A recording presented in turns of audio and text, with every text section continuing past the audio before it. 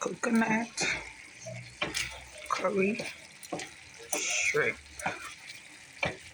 Made easy. Make the sauce and throw my shrimp. Put them in about 5 minutes, turn them up so they're not overcooked.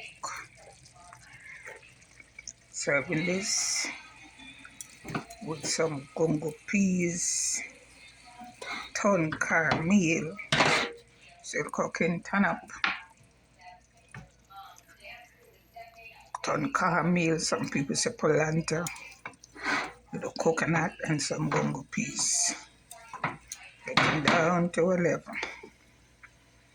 So it's curry shrimp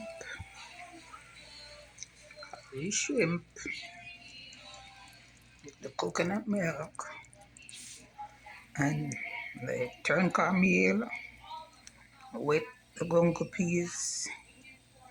That's what going on this Friday. We don't do meat on a Friday. So that's what going down. Curry shrimp it is. Curry shrimp and polenta.